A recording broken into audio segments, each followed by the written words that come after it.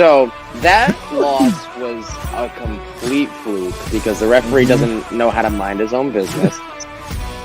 It's all right. It's all right. He's wearing a BRG shirt right now because he knew he had to, kiss up a little bit, be on my good side for this interview. These idiots are literally calling me a successful, handsome billionaire, and they're thinking it's an insult right now. You're going to win this Saturday. I mean, what other prediction was there going to be? And it feels like hard work pays off. Now, it doesn't mean I'm satisfied with everything.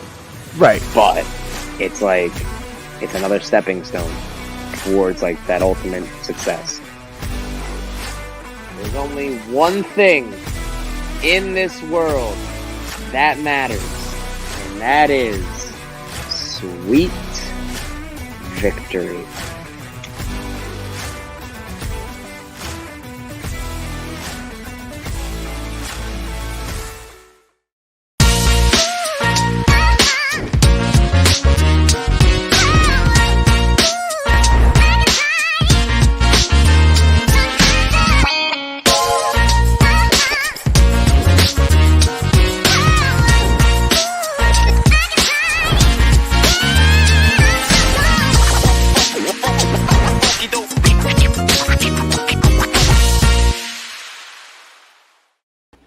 Hello, everyone, and welcome to the Hard Hitting Wrestling Show, the HHWShow podcast presented by the CNG Sports Podcast Network.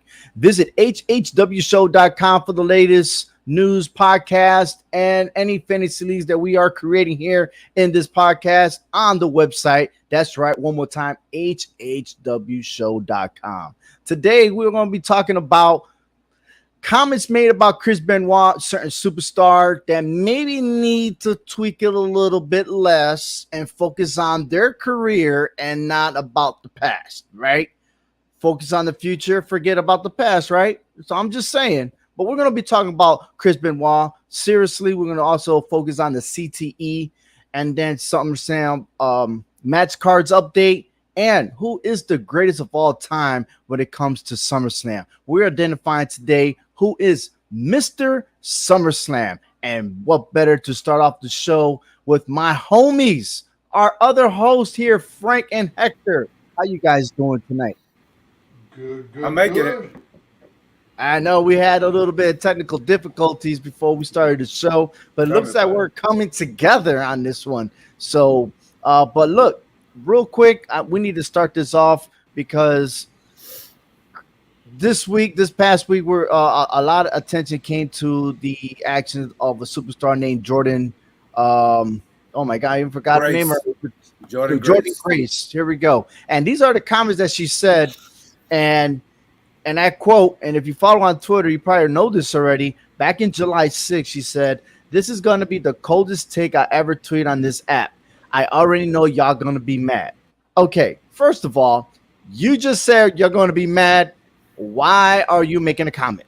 Okay, but anyways, we'll leave it at like that.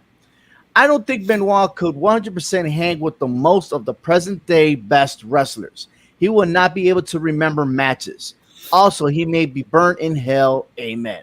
Now, she made that comment based on Robert Neal's initial tweet about discussions and comparisons with Chris Benoit.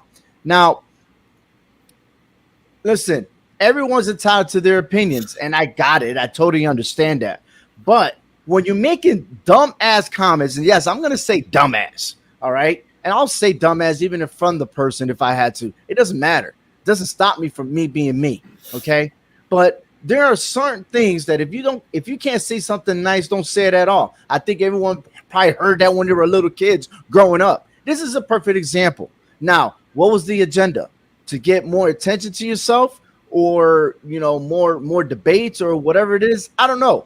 But a situation like this, Jordan Grace, at the time when the murder took place with Chris Benoit and the family, she was 1 year old. Okay, now you fast forward for many years later. Okay, and why are you talking about Chris Benoit? That's not even you wasn't even in that era. Why are you talking about him? You see what I'm saying? You say that maybe burn in hell and stuff like that. Usually when someone does something terrible, then you don't talk about it. Because when you talk about it, you're bringing them, and everyone's going to talk about it. So why you give them that sense of pride for an individual that committed a crime? Just saying. But overall, Chris Benoit did a lot for the sports entertainment. And I'm not going to stop that because I will still include Chris Benoit in fantasy tournaments and everything else, because when it came to wrestling, when it came to in-ring and performance, that was my guy, him and Eddie Guerrero. Okay? No one's talking about Eddie Guerrero when he was using steroids and then he had a heart attack and died, right? Nobody's saying anything bad about it. Oh, I'm missing it. Yeah, but you know what? He was doing drugs. Just like maybe majority of the wrestlers were doing drugs. Okay? We didn't stop to hate on Hulk Hogan and put him to the curb when he was saying some racial remarks with his daughter. We didn't talk about that, right? That was a brief moment, and then boom, that was it. Okay, we could talk about so much more, like Vince McMahon. Why are we still continue watching WWE? Oh, because he did this, he did that. No one's talking about it. No one is saying anything bullshit about it. But here comes Jordan Grace, put her foot in her mouth that don't need to be there. You see what I'm saying? So, I mean, you guys tell me if I'm right or wrong for venting the way I am right now, all right? Because this kind of nonsense should never freaking happen, okay? Shouldn't happen. So, Frank, I'll start with you.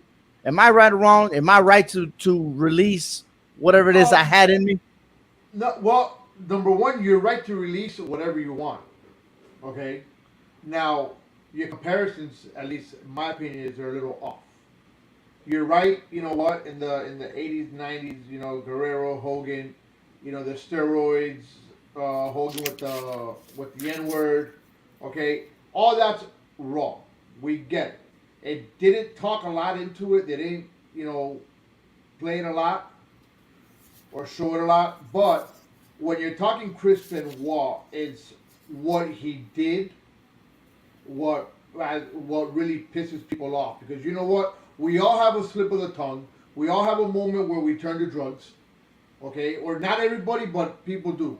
And that's always, okay, this person went and got help. Or this person did this. Hey, this person died of an overdose. What an idiot. But he didn't do nothing to other people. He harmed himself. He didn't harm anybody else. Well, he did. He harmed his wife and child. He committed the murders. No. But the point is, right. but the point is, it wasn't that. The focus was this right here. All right. I don't think Benoit could 100% hang with most of the present day best wrestlers. He would not be able to remember matches. So listen, she mixed that comment with he could burn in hell. She put it together. Okay. But when you talk about wrestling, you got to give the man the props because what he did changed the culture of wrestling. Benoit wasn't tall. He wasn't 6 feet tall. He wasn't 300 pounds. He wasn't like the Andre the Giant or the Hulk Hogan body frame, Kevin Nash type deal. You know what I'm saying? All right. And then at the time that he was coming in, well, no, let's scratch that. He wasn't that type of guy. Okay. And then there was also Eddie Guerrero. And when they did the business, when they got into WWE, and changed because they were athletic, they were high risk and everything else. You know what I mean? Everybody else after them were doing what they were doing. And that's why we got young athletes of all kinds of sizes today doing what they're doing because it was Chris Benoit led the way.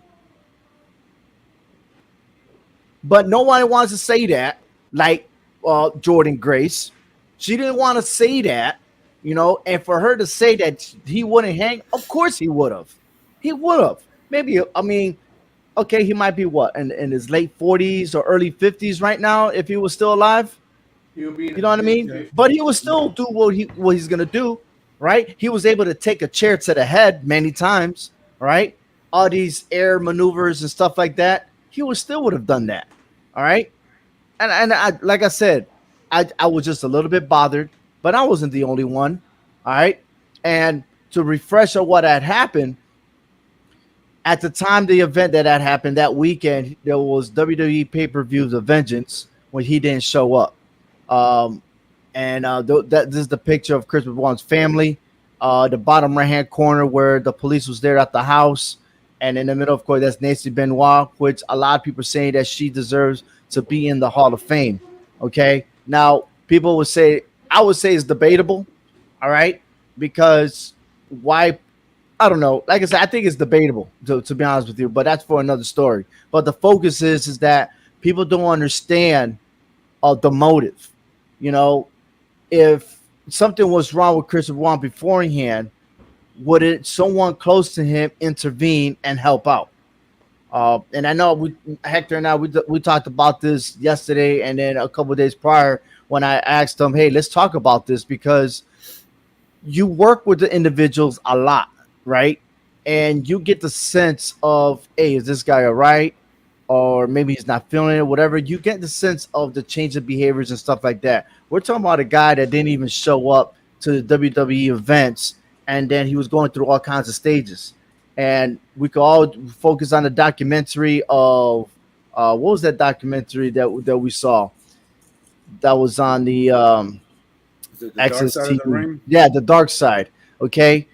We don't even know if that whole entire documentary was all true or just people just putting their inputs in there and stuff like that. But I do got to say is that Chris Benoit is not the only one that suffered.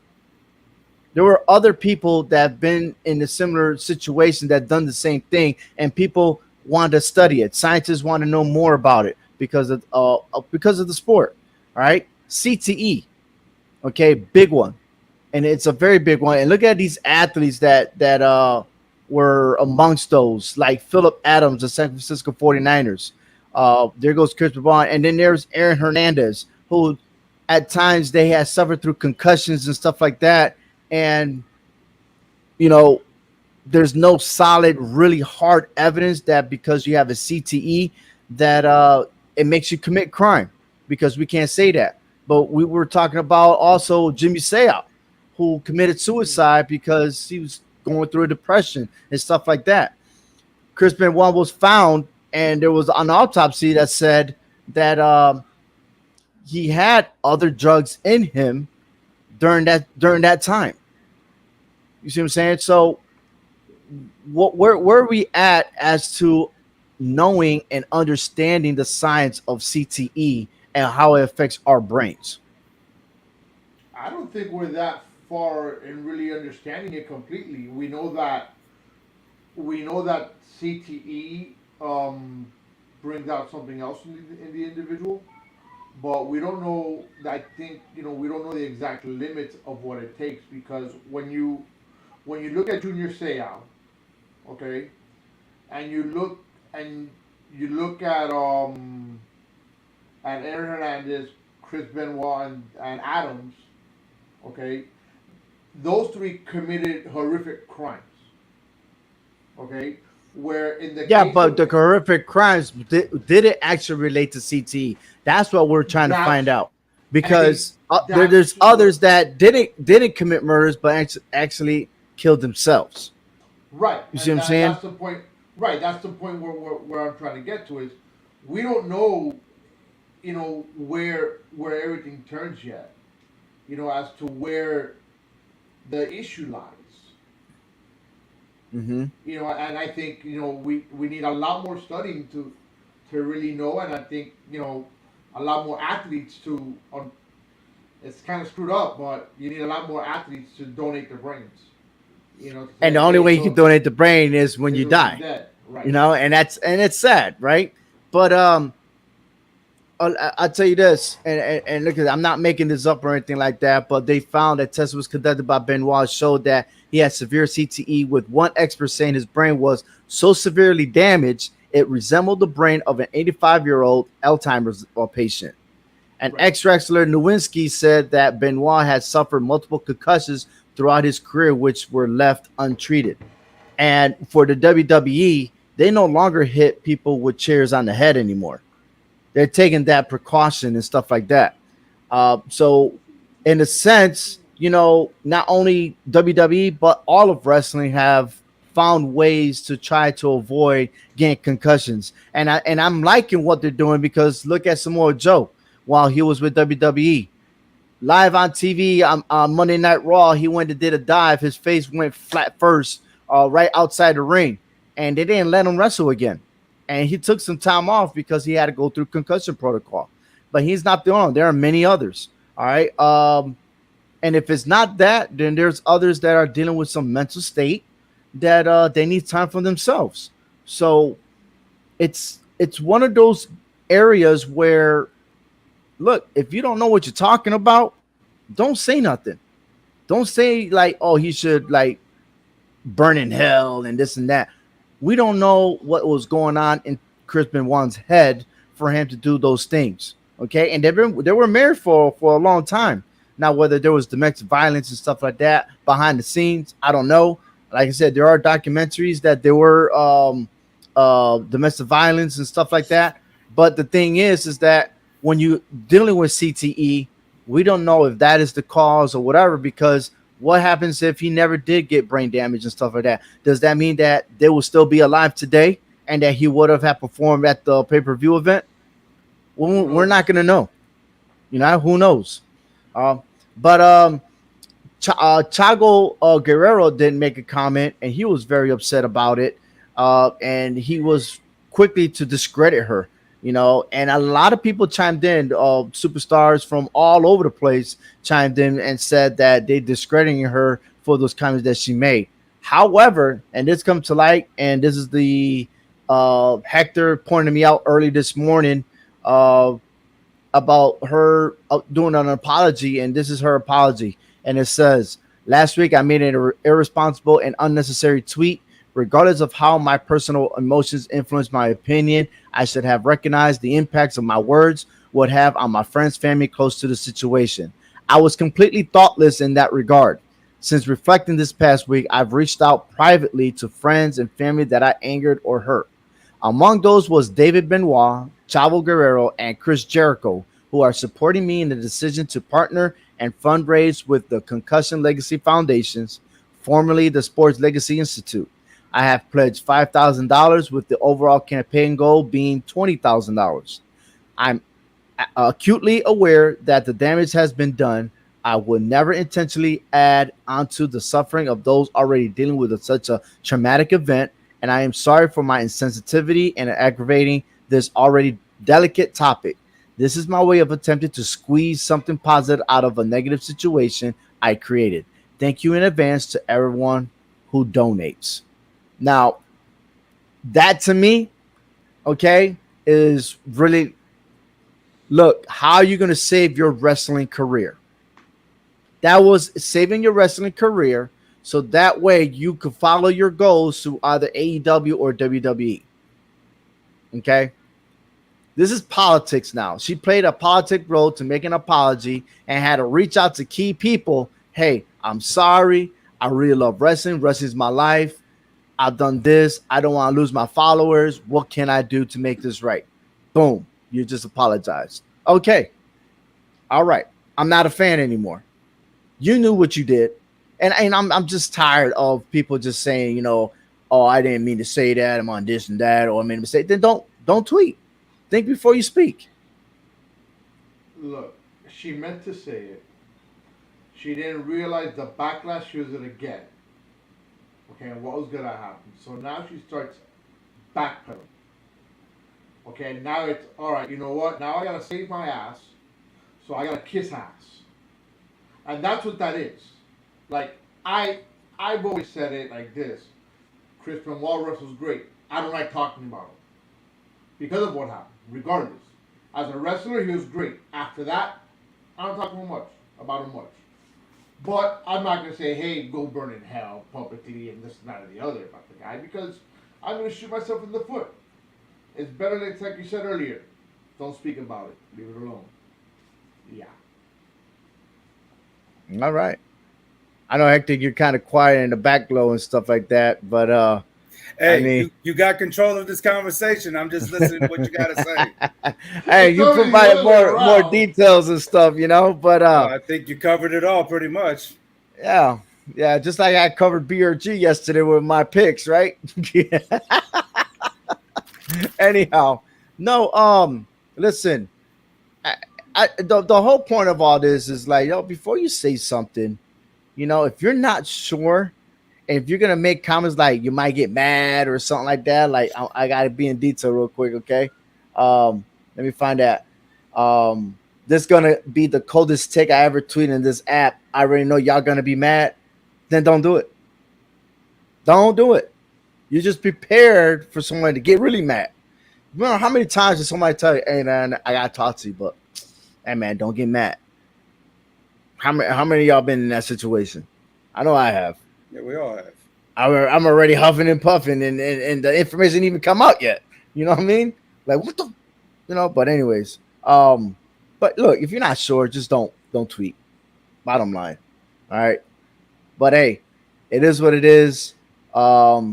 More studies are being done to understand the CTE and everything else. The only bad part about it is, and Frank, you said it already, is like you got to die in order to like study the brain. It's not like you can study the brain and then see if any neurons or whatever it is functioning and not functioning, what is controlled, because I know the basic part of the brain, like one is your motor and everything else. The other is your speech and everything else. So there's just so much going on in there that, scientists are still trying to figure out, looking what happens when you go through a concussion and everything else. So for those that you're athletes and everything else, make sure you protect yourself at all times, and if you got that slight headache or whatever it is, take a break, stop being the hero or thinking that you're Mr. Tough Guy, because that ain't going to work in the long run, to be honest with you. You get bumps and bruises when you're young, you're going to definitely feel them when you get old. All right. But moving on to SummerSlam, which many people call it very old as well, is this match, Roman Reigns versus Brock Lesnar. There's a lot of memes out there with both of them looking in their old age. I should have got a copy of that, but this is probably the last time these two superstars will battle each other on the premium level.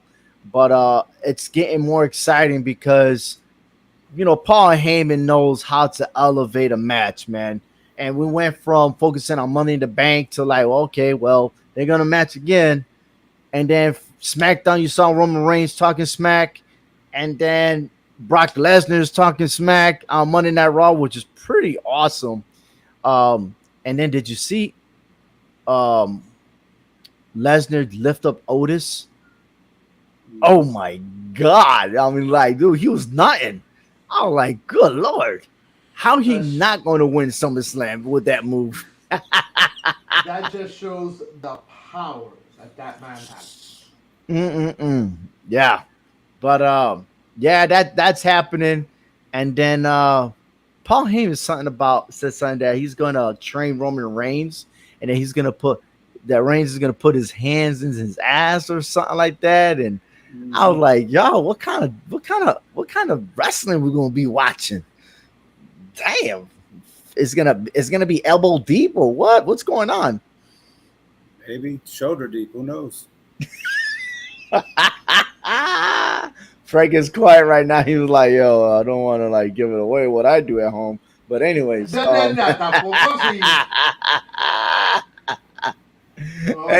that's the neat stuff, man. Also, I love this match here. Corbin versus Pat McAfee. Hopefully we get more into this. McAfee got to come back so we can like get this feud going. Okay. And then also the Usos and the Street Profits, they went face to face, but then they got Omos. I don't know how like he got interact with the bloodline and stuff like that, but anyways, the Usos did come out victorious on the Monday Night Raw, but however, do you think this is the end for the Usos? Not yet. I think this is going to be the end for the Profits, if anything. Well, going back to our discussion about the Profits, like they might split up. If they don't win in SummerSlam, something's got to give for the Street Profits. It has to. But we'll find out more about that in tune and stuff like that. We got this. But my question to you is, who is the mystery special guest referee? Who do you think? Now, this is your prediction. All right. Who do you think is going to be the special guest for this match? Dude, based on what we've seen so far, you're looking at either MVP or maybe even Omos. Hmm. I'm gonna deny those two. I disagree. I don't think so. I mean, Okay. it's a good. I mean, because they showed up on Monday Night Raw, but I'm gonna disagree on that one. What do you think, Hector? It could be anybody, honestly. I mean, I can go to left field and say Sami Zayn, just because, hey, he's trying to prove himself to be part of the bloodline. But that'd be too obvious because, I mean, you got to have somebody in there that's going to make you think otherwise until the end of the match. I R-Truth. had the same. This I chose the same person, Sami Zayn, man. That's why I'm going like this. Like, God damn it, man! You're in my brain? Are you scanning for CTE in my brain? What's going Mm, on? no, I just see whatever's going to happen is going to frustrate the Prophets even more than what they already are, and that's it. The Listen, breaking point is going to happen. I could see two special guest referees, right? Because if there's someone there, then somebody else come in. Someone's gonna trump somebody. But if Sami Zayn was to get involved, I say that's gonna make the Usos vulnerable. I really do, That's a because distraction because he's a distraction. he is a distraction, and he was supposed to win the briefcase. He didn't. He was supposed to win a match so that Roman Reigns doesn't have to match with anybody with Riddle, and that still happened. I mean, not like Roman Reigns cared. I mean, he took care of business against Riddle, but Sami Zayn always put himself in a situation that he can't win, or it does not favor for whoever he's supporting. So I'm leaning for Sami Zayn. R-Truth, I think that was just a gimmick that he had to Yeah. play his role in. But it was nice to see him again. I just wish he could like always wrestle, because I mean, I wish he could be a champion. But He was. anyways, no, He's I a wish he could be like 24/7 going champion. going for the champion again. For Um, sure. but this one was a shocker to me, because Liv Morgan versus Ronda Rousey. Um, wow, that was like really fast. Like, she already got that rematch already hooked up. Um, I just don't see how Liv Morgan could win outright on this match. No, she ain't going to win out. All right. I mean, Natalia's in the mix of all this. She's going to find a way of making this a triple threat somewhere down the line, you know? Mm-hmm. And so I don't see Ronda walking out with the title. She'll dominate this match, but she will not walk out with the title. I agree with that comment. All right, it's kind of hard to sell with the Natalia. She already lost. She tapped out to Ronda Rousey. So This for will her to be her, squeeze into a triple threat match, and that'll be the she's only gonna way have to she do something more. Maybe attack Ronda Rousey from behind, or slap Liv Morgan in the face or something. could be the fact. What happened? A triple threat favors Natalia, and she could win that title that way. That's the only way she's going to win it. Well, the triple threat match could also favor Liv Morgan. Mm-mm. I No. would think Because- Natalia will win. Yeah, if they're in a triple threat match, it's going to favor Liv Morgan. Definitely. Because Natalia Yeah. and Rousey would X themselves out. Now, All Natalia right. will X herself out and Mhm. wait. United States Championship, which is not official yet, even though they keep. Well, I was looking at the web. No, actually, I take it back. This is official. Bobby Lashley and Austin, not Austin Theory are going for the United States Championship. But what's crazy is Ziggler kicking the hell out of Theory after the main event. That was crazy. And I was wondering, why is he out there? Now, Hector, you was at Sunday Stunner, right? Mm-hmm. And you saw Ziggler there too, right? Yeah, we was all surprised that he came out in this match against Theory, because Theory came out first and everything and boasting about the briefcase and all. And, we were just waiting to see whose music was going to hit next. And it was Ziggler. I mean, out of nowhere, we was all kind of surprised, but we was happy. So we knew right then and there this was going to be a turn, for Ziggler. But I mean, Theory dominated the match. I mean, and he still found a way of trying to cheat his way to win this match. But they restarted the match. And no sooner than they restarted, Ziggler rolled him up for the 3 count and got out the ring as fast as he could. Because, and so that was, a start to something. I mean, I'm hearing that they have been appearing together on other house shows besides mine here in Waco. But we got to finally see it in San Antonio live Monday Night Raw. That there's something going on between these two. Yep, indeed. And what it's telling me is that Lashley will retain as the United States champion. But when you add Ziggler into the beef of that feud between them, I'm curious to see if, and I got to write this down so I don't forget. Theory trying to cash in the Money in the Bank at SummerSlam, and Ziggler goes and kicks the shit out of him again and loses the opportunity to cash in. I'm seeing it somewhere. I'm seeing a whole different thing here. What do you see? Go ahead. I think Ziggler's here to help groom him, to get him ready. And if that means making him lose to open his eyes and see what the real picture is here, how important that briefcase is, because Ziggler had that briefcase at one time, I think somewhere down the line within the next year, Ziggler is going to wind up helping him cash that thing in. I mean, it may not look like it right now, but Ziggler got us fooled. I believe he's getting us fooled like he's done thousands of times before. He's a master manipulator at this game. And so I think he's going to make him lose a lot from here on out until Theory opens up his eyes and he's like, look, you need to follow my lead here so I can get you the belt. So I think that's he's a babyface, soon to turn heel.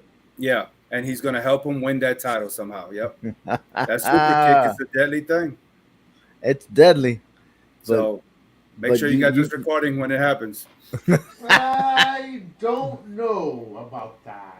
Oh, okay. What's your theory into all this? I don't have much of a theory on it yet because I'm still trying to wrap myself around it. But I don't think Ziggler's gonna help Theory out. Okay. Regardless, of what Hector says, it just to me it doesn't make that sense. So what's the purpose for Ziggler to be there and knock the shoes out of him from I love seeing that. Using the ropes? I don't know, man. Maybe he wants to go after the briefcase and they do another fight for a briefcase. Who knows? I don't know. Which has been done before. I mean, The Miz did it last and then made a drug deal and was short-lived as a world champion. But yeah, I can see that. Theory thinks he's too above of everybody, man, because he has Vince on his side, and I think that's why Ziggler's there. Was not to say that this is Paul Heyman's doing. I don't know. If it is, I mean, this is his sneaky way of getting him the championship title. Theory's going to become champion. I mean, now that I see Ziggler in this whole picture, he is becoming champion, whether or not I want to like it.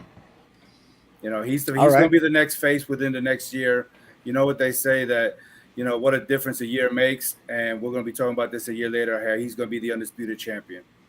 Most definitely, he will be a world champion. Yeah, I do believe that. But how he's going to do it, that's just another chapter we haven't seen yet, and I'm just curious. Like my attention is on Theory right now, so he has my scope. Because if Roman holds that title, okay, he's got the Usos to help him back him up. Theory's going to need somebody to back him up also. And what better way with Ziggler taking out the Usos to get that title around his waist? It's a possibility. But what does Ziggler have to gain? I'm telling you, I think Paul Heyman got something to do with this, though. That's just me. Because, listen, Paul Heyman's job is to protect Roman Reigns and to have him remain as a world champion. He will do what he has to do, right? And he knows Theory's around the corner. He made his presence on SmackDown when Theory went running around the ring, outside the ring, showing off that he got the briefcase. It was only until Monday Night Raw that he got on there and finally he was being vocal about it. We did not see Ziggler. until the main event. So Paul Heyman, to me, has something to do with that. It has But to. you say that he's there to protect Roman Reigns and that belt, but wasn't he supposed to do that with Brock Lesnar? And he turned his back on Brock twice in his career. So True. he did temporarily turn his back on Roman Reigns. So you can't trust Paul Heyman. I agree. You can't trust Paul Heyman. He might have something to do with this, and who knows? He may be getting Ziggler involved. He's getting Ziggler involved in this. I don't think Ziggler's here for just for shits and giggles to make us happy, to make Theory's life miserable. I don't think so. I think it's just all of the a ploy to help him become champion. And if it takes more than one person to do it, so be it. I mean, I hate to say it, but the tribal chief is in dire need of help right now because he don't see the writing on the wall. He don't. This is he's getting placed in a situation where checkmate is about to happen on the tribal chief. Well, in order to get that checkmate, the Usos got to go down. So once you see the Usos go down, then you know his Roman Reigns' time is up. But more to follow on this as weeks go along. Another prediction for me here is that this match might be ended up a triple threat match because Carmella did win the match Monday Night Raw, which was yesterday, and the fact that even though it was a count out, she still wins. All right, even though she doesn't get the belt, but the bottom line is this: she wins. She got defeated somehow, some way. She's getting herself into SummerSlam. This is a triple threat match waiting to happen. Bianca Belair, Carmella, and Becky Lynch. Yeah, I see Bianca's title reign slowly disappearing here. Yep. I really do. I mean, to me, Carmella is not really a big factor, but she's a wild card in helping Becky Lynch win this title. I don't think she's going to help Becky Lynch. I think it's going to continue to backfire Becky Lynch. That's what I'm saying. I think Mella is going to take that belt. Short-lived. I'm going to say that right now. Short-lived. But you're playing with fire, man. And that's the most dangerous way to be in, especially when you're working with Becky Lynch. All right? Mm-hmm.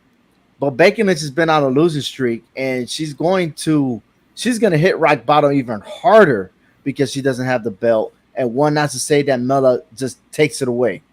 I don't know. It's too early to predict. But should this be a triple threat match, I don't think Bianca Belair would be holding that title.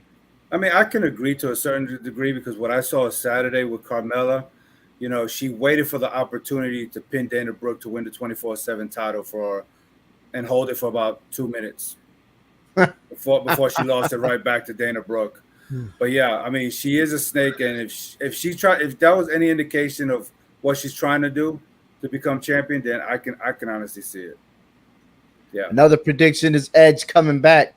I still feel like those video clips that WWE is presenting is talking about Edge, and Edge needs to take care of business and knock out the group that he formed, the Judgment Day, Finn Balor and Damian Priest. Oh yeah, this is going to be interesting. Take them out one by one. Because I mean, if you really pay attention to that, to that commercial that we've been watching, I mean, you see the different things that we've seen of past superstars, you know, like Eddie Guerrero and Kurt Angle, Jeff Hardy, people that he's faced one-on-one, you know, and beaten, you know. Mm-hmm. And so we're going to see a darker side of Edge, but a side that we're all going to like. You know, it could be the Brood, it could be his own variation of it. Who knows? But Judgment Day, it's going to be like, this is what you could have become, but you did not want to listen. And that's just me being wiser and older and know the business more than them, pretty much. Mm-hmm. Another one is, could the Intercontinental Championship be on the line in a premium event? Can we finally get that with this guy? And I think so. I think, hopefully I'm saying it right. It's not Gunther, it's Gunther, right? Gunther, yeah. Last night. Gunther, right? I think that's not me either, but you know, it is what it is. It was Gunther. Yeah, that's him. He's calling you and telling you, yeah, he's gonna have a match. I think so. With him and Shinsuke Nakamura. I love it.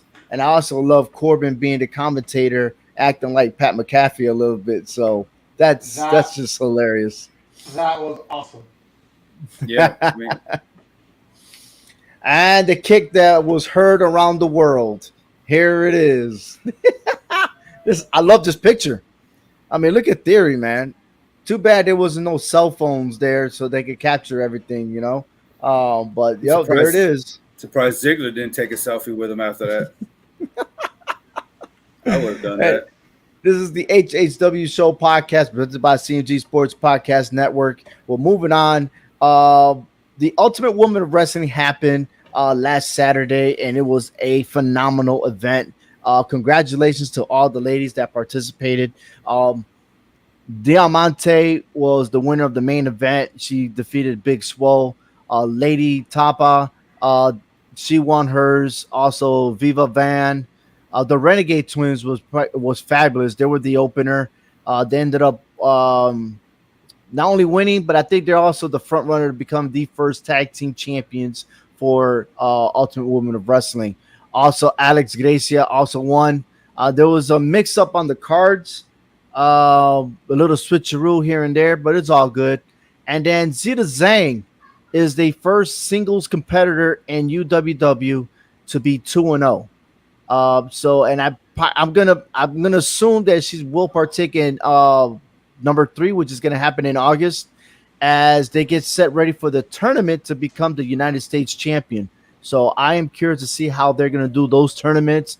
And if you want to learn more, go to their website at Ultimate Woman of Wrestling. And again, we had General Manager Jenny Santana on our show. So if you missed that interview, please go ahead and follow us on the YouTube channel. And now we're into our SummerSlam Finals. Yes, and before we do, we're going to have a quick take on this one. So check it out.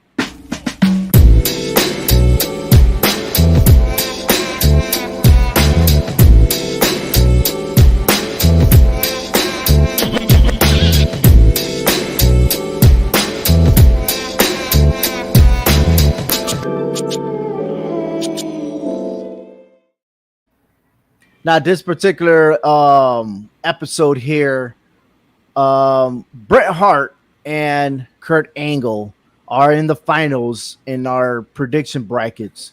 Okay. And these two superstars carry a lot of load of the meaning of Mr. SummerSlam. Now, between me and Hector, we're going to make our picks as who should deserve to be Mr. SummerSlam based out of these two finals. If you missed the previous rounds, please visit HHWShow.com. But this one particular here is very special because with Bret Hart as a little kid, seeing him wrestle with the Hart Foundations and then seeing him single competitors, he had a lot of epic matches. Then you got Kurt Angle, who won the gold medal with a broken freaking neck and has done a lot to be in there. And this one's going to be a good debate, I guess. I don't know. Hector, he's smiling over there. I think he thinks this is the easiest one to pick. So, Hector, if you want to lead it off, who is your winner in this match? But first of all, when I looked back at the bracket, I was really surprised how Kurt Angle was the number 11 seed in his bracket, and now he's in the finals. But it is what it is. But my pick and the reason why I got Kurt Angle winning this match. Okay, you look at his SummerSlam record and who all he's faced. He never lost a singles match in SummerSlam.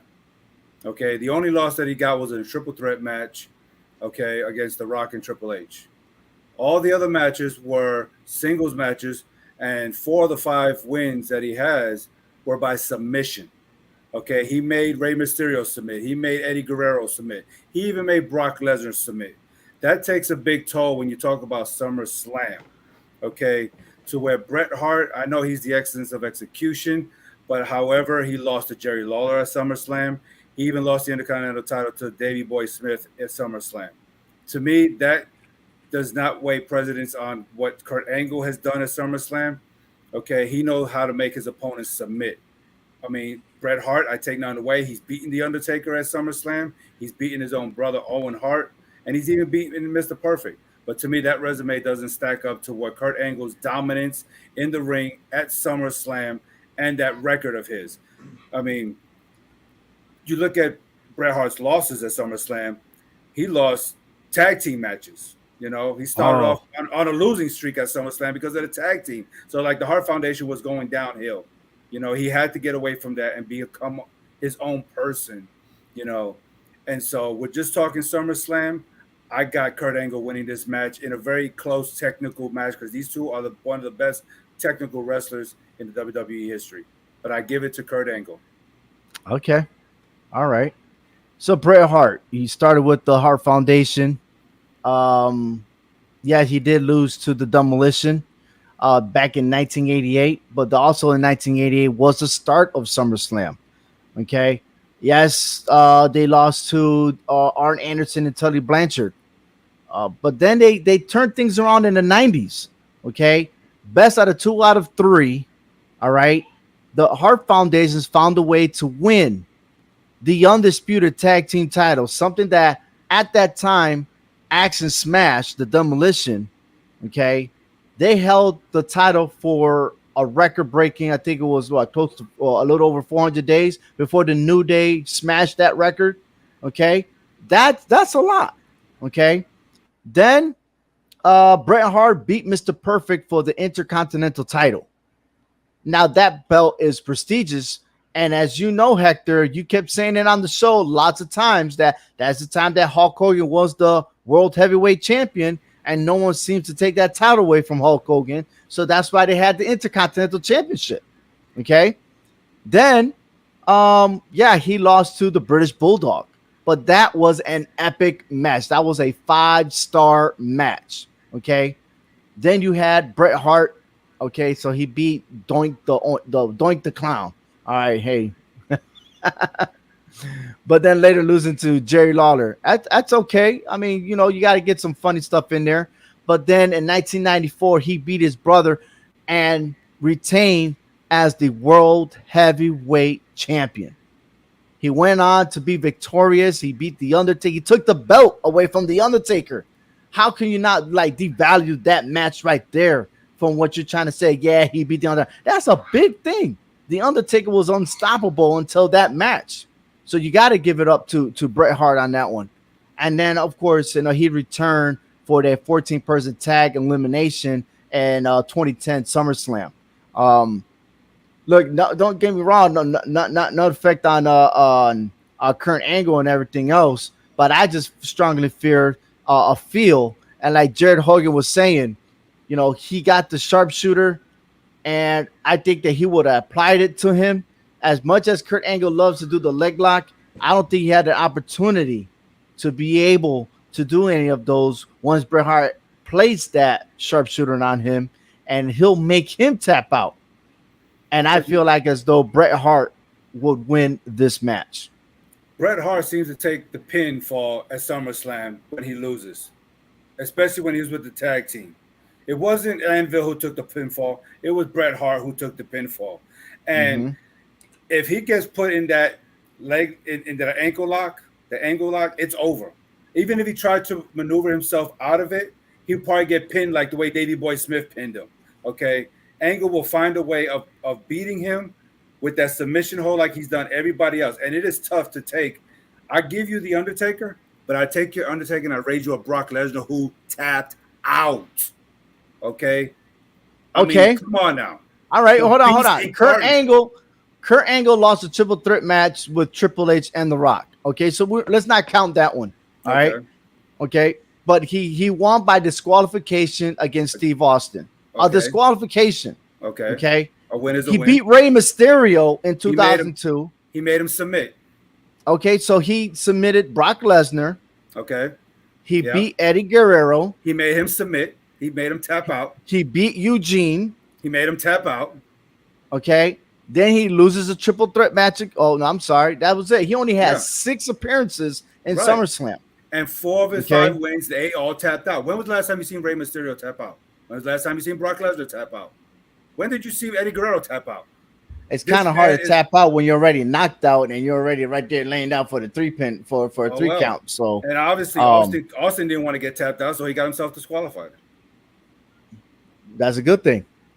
Well, still a win is a win, and Kurt Angle still is undefeated in singles competition at SummerSlam. All right. So, Frank, you are the deciding factor. Who do you think is going to win? Bret Hart or Kurt Angle? I am the deciding factor. Wow. Well, hold on for a second. If the viewers want to chime in, I'll give them a few seconds to go ahead and type in who should win this one. And I would like to give a quick shout out to Gerard. That's my boy Jay. He's my coworker.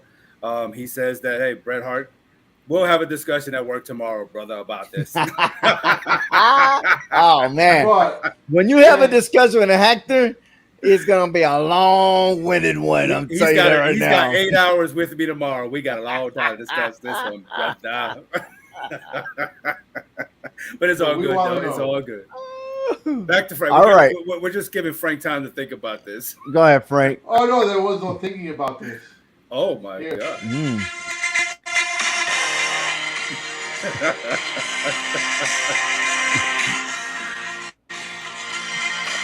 Hey, You suck.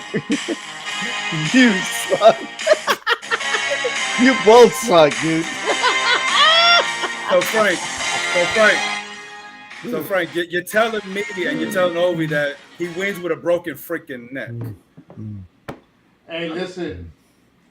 It's simple. Kurt Angle Listen, wins Linda, with a listen. broken limb, with an ankle lock. And a All right, broken and freaking Bret Hart neck. goes. I tapped out, baby. Yeah. All right. Hey, 2 out of 3. I guess it's cool. I like it. I mean, I got no comment now. I'm speechless.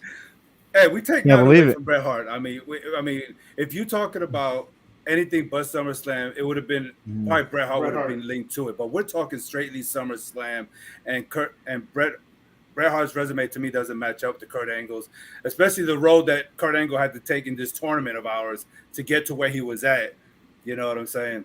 And Right. some of the big names he had to beat with to get there. So, but Bret Hart is still always going to be the excellence of execution, no matter what. You can't take that title away from him. I'm gonna tell you this, and hopefully it turns out to be a yes. I am hoping that I will get to see Kurt Angle here in Connecticut in 2 weeks because he is being advertised. Him and Penta Oscuro from AEW. They will be here July 24th in Waterbury, Connecticut, and Pal as part of Northeast Wrestling. And I just can't wait to meet the guy. Not only that as a professional wrestler, but him representing the United States of America as being a gold winner. And hopefully he has that gold around his neck so I could take a picture with him. But and you know me, I'm gonna have my veterans hat and everything else. So I'm already set. I got 5 tickets ready to go for that day. And whoever's there and you're in the neighborhood, you need to go to this because a lot of AEW superstars will be there. But what I have in front of you right now is a message that I sent to Steve. So if you follow SCW, the wrestling channel on YouTube, he's going to announce and have a competition of which pay-per-view event was the best SummerSlam. I had chosen SummerSlam 2002. And we were just talking about Kurt Angle because 2002 was the debut of Rey Mysterio. He showed up in July and was part of a 6-man tag. And Rey Mysterio was with John Cena and Edge. And then on the other side, Angle had Guerrero and Chris Benoit. And so they went at it. And then Mysterio pinned Angle. Now, Angle got so upset that they clashed, ended up having a match for SummerSlam, and Angle won. Ric Flair defeated Chris Jericho. Edge defeated Eddie Guerrero. The Un-Americans. I totally forgot about that particular tag team because I've always had Christian and Edge together, and I totally forgot he was with Lance Storm. They ended up defeating Booker T and Goldust. Ron Van Dam became the Intercontinental Champion by defeating Chris Benoit. The Undertaker defeated Test. Shawn Michaels defeated Triple H, and that match was an unsanctioned street fight. That's what it was. And the reason why is because when they were trying to form back the DX, Triple H turned his back on them, and then boom, there you have it. And then lastly, the main event, Brock Lesnar became the undisputed champion by defeating The Rock, which also that year in 2002, Brock Lesnar became King of the Ring champ. And because he was King of the Ring, he kept on interfering in The Rock's matches until finally they had it settled where they were going to settle all their differences at SummerSlam. So that was the best, in my opinion, 2002. What is your take on the best SummerSlam of all time? Can you guys think of anything else, any other years that you think was the best? For me, it was 1992, I think. Yeah, 1992. I think that was a pretty good pay-per-view for me. So, I mean, I take nothing away from 2002. I mean, because you just put up there exactly, who was in those matches there in 2002, and we're talking about 10-year gap between 92 and 2002 there. So, but yeah, I like I said, for me personally, it was 1992. I liked it, that one right there. So you had the British Bulldog defeating Bret Hart, in which I just mentioned it before. But that was two Canadians going. No, wait, British Bulldog. He was British. He's British. That's right. Yeah. Right. But still, I mean, that was one of those epic matches that I told you was a 5-star match to me. Also, the Undertaker defeated Kamala in that one. Yeah, it was by disqualification, but I mean, and I know the Ultimate Warrior, he beat Macho Man by count out in that match also. Okay. And then I was looking at some of the dark matches that they didn't put on TV. Like Jim Duggan and the Bushwhackers defeated the Mountie and the Nasty Boys. And to me, I forgot about the Nasty Boys. And see, to me, that was a good match because the Bushwhackers really never got too much, recognition and credibility. And to team up with somebody like Jim Duggan, who won the first Royal Rumble, what I'm saying? To lead off that SummerSlam to defeat the Mountie and the Nasty Boys. The Nasty Boys was one of the great tag teams, that era. But I was just happy to see something like that. And then, of course, we had Legion of Doom on that card. They beat Money Inc. Okay, so Rick Martel, he even beat Shawn Michaels. That's right. And Shawn Michaels has Shawn Michaels was the heel on that one. Yeah. No, I think they ended because Sensational Sherry was with him. That's right. Well, just very, very, very few that you see Rick Martel as a baby face, because then he did turn into a heel, thinking that he was that rich, classy tennis looking. He was like type the of model. Dude. Yeah, he was like right, the model. Which is the model that we see today, right? Yeah. You got to be what's that word? Titilanus or something like that. Titilitis. Nah, man. What's that word that Max Dupree be saying? Oh. I hope Rick Martel just doesn't come out on SmackDown. That's all I want. Say. Hell, there you go.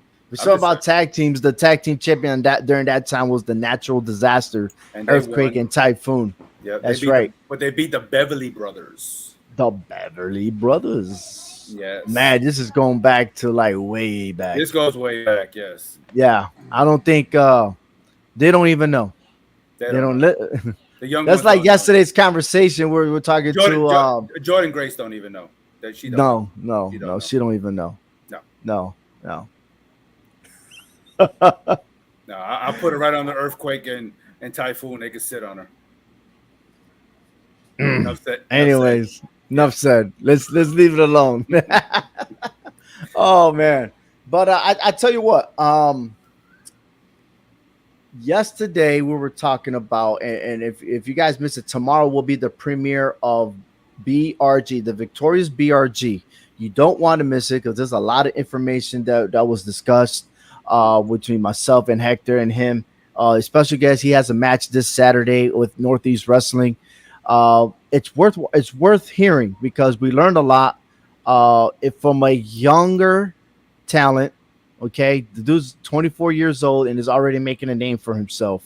And what an awesome dude. He is the actual heel in Northeast Wrestling, and I think other wrestling promotions as well. But he does such a great job of what he does. So please tune in to tomorrow at 9:00 a.m. on the YouTube channel. It'll be the premiere of the Victorious BRG, because he's always talking about sweet victory. I like the way he does that. Sweet victory. Yeah, sweet victory. And I know you're going to see him in Texas. Yep, July 30th, right? The night of SummerSlam. I'll be watching him live in Mills Point, Texas. Yes, we'll be ready to go in the Austin Arena.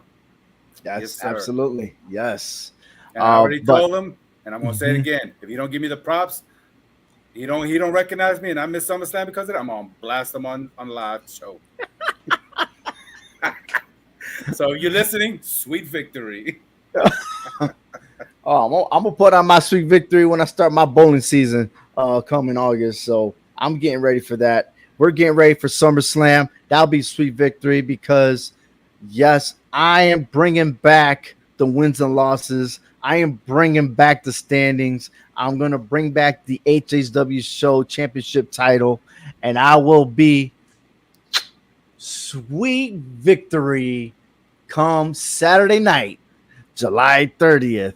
When I'll be on top making my picks, and I'm gonna look down on both of you and be like, I told you so.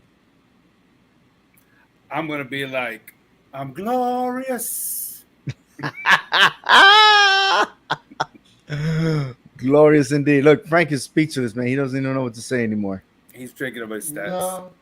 No, he's talking about that crown, that crown he wants to drink that night. No, sir. Hey, if you want to No drink the crown problem. tonight, I'm not gonna be on, Frank. So don't ask for me. I'm not. Oh, see it every I'm time. not gonna be on. Heck, it won't be on that day, so I'm not drinking that day. No, Oh no. my God. So you gotta wait for me to be on to drink? Lord have mercy. Yeah, because Anyways. then I don't spend half the show saying, "Where's Hector? Where's I feel like a Hector? cheap date. Why is Hector not here?"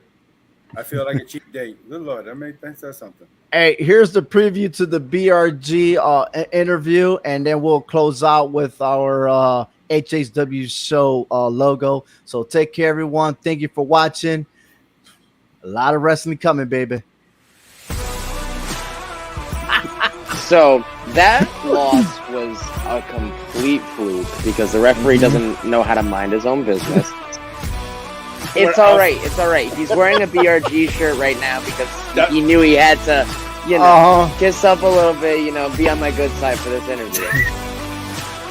These idiots are literally calling me a successful, handsome billionaire, and they're thinking it's an insult right now. You're going to win this Saturday.